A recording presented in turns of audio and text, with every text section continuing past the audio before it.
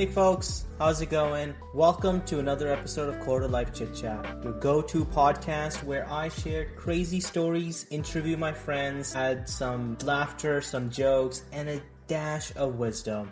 It is me, your host, Nav Walia, your favorite fat fuck, the favorite immigrant, the favorite guy with the caramel skin tone, and today I'm coming at you with a brand new episode.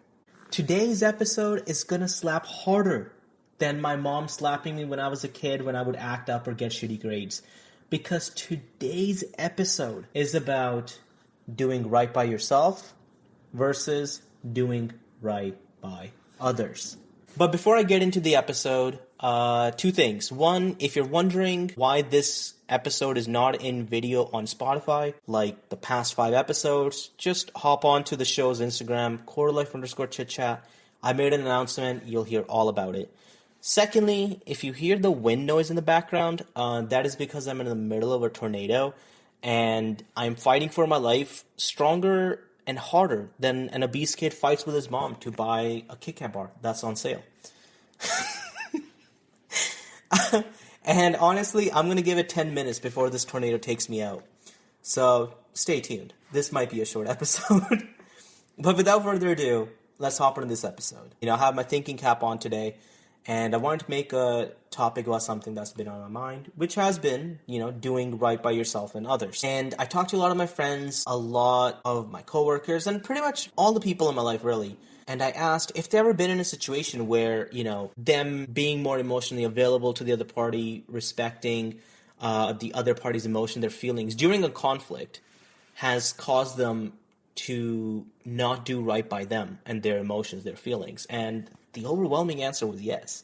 And I delved deeper into the subject, and upon asking a lot of questions, I realized that this struggle of, balancing doing right by others and yourself is actually very fucking common. And I was like, hey, let me milk this, and let me speak my thoughts on it, which brings me to the first segment, which is self-care versus pleasing others. The reason we always are told to do right by the other party is because we have been raised in such a way, right? We want to do right by others and validate their emotions, or during a conflict, hear them out and say or respond in a polite manner, even though it doesn't resonate with our emotions, because it's the right thing to do, right? You want to please the other party.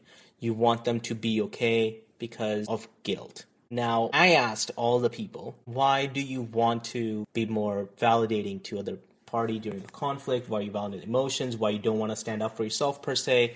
And the answer was guilt. I was a little like, interesting. And upon further question, there were 2 prominent reasons why people feel guilty when they stand up to their friend, their family member, a stranger, why they have difficulty saying no. And it is because A, society and societal pressure, and secondly, fear. So let's break this down a little bit, shall we?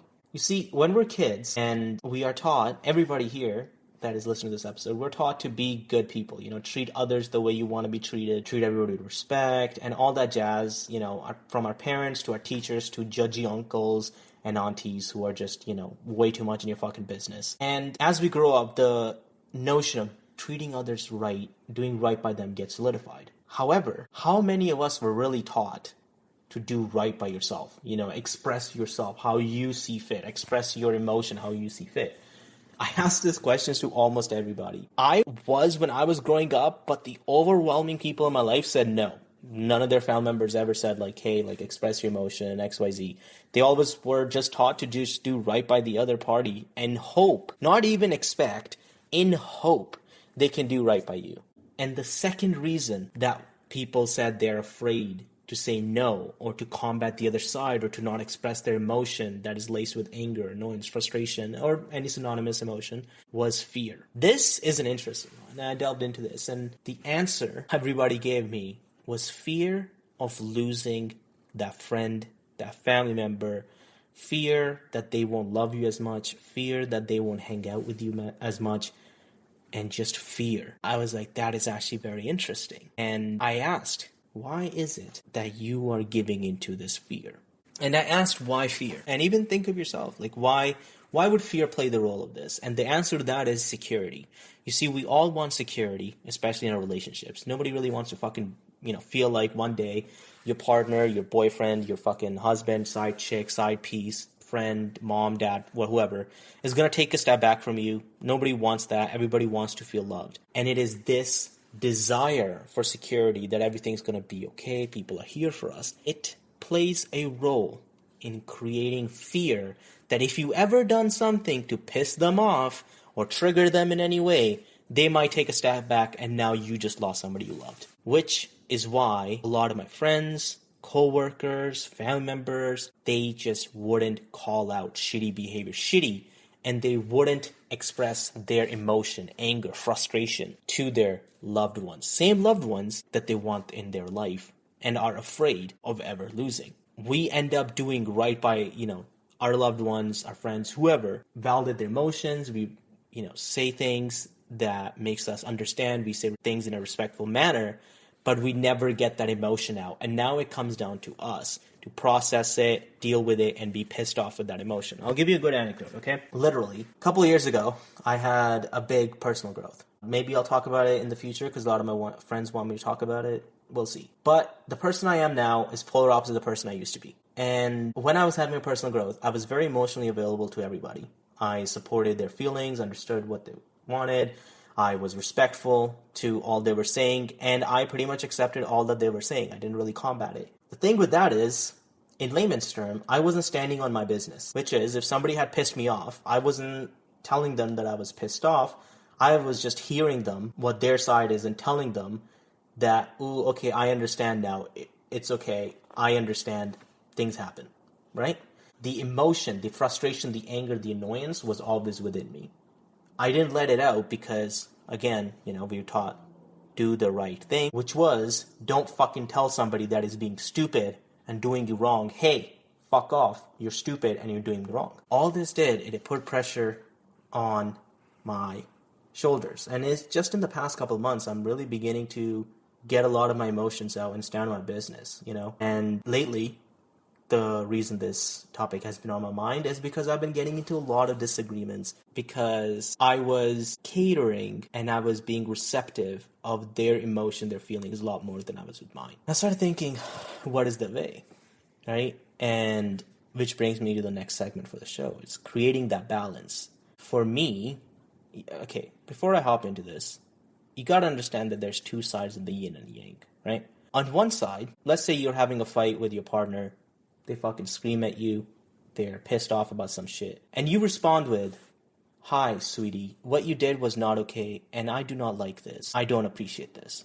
It gets the message across, but to you it might be emotionally empty, right? Because what you really want to say is, what the fuck is this? Are you out of your fucking mind? Get your fucking shit together. Those words have certain power over your emotion because they carry your emotion out. They carry the feelings out. The prior, telling them you don't really appreciate it and their behavior is not okay, the words are saying the same thing, but one set of words is doing your emotions justice. The other set of words is doing their feelings justice, right? You're not using certain words because you don't want to come across as you're yelling at them or you're calling their behavior out or like you're fucking using words that are like not polite. And you gotta understand, there's a yin and yang. If you let your emotion out through your words, you tell them, you're being a fucking idiot, be better, the fuck is this shit, you do right by your emotion because it lets you out. It lets your feelings out, it takes the weight off your shoulder, but now you deal with the fear of security that, whoa, what if I piss them off? What if they don't like this and they're like, ooh, I don't like this, I'm going to take a step back. Versus, you say the right thing, which is polite, which is, what you're doing is not okay and I don't support this, I don't appreciate this. Same message, might not do your emotion, your feelings justice, but now they understand what you're trying to say, you're not doing wrong by them, so you have security in your relationship, friendship, whatever, in the sense that they're not going to take a step back from you, but now you are not doing justice to your emotion and feelings.